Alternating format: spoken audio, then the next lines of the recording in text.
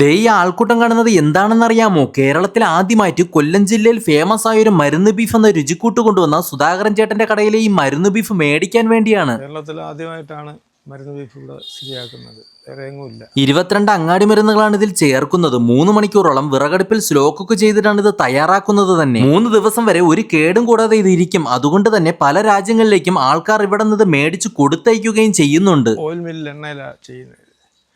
പിന്നെ കെമിക്കലൊന്നും ചേർക്കത്തില്ല.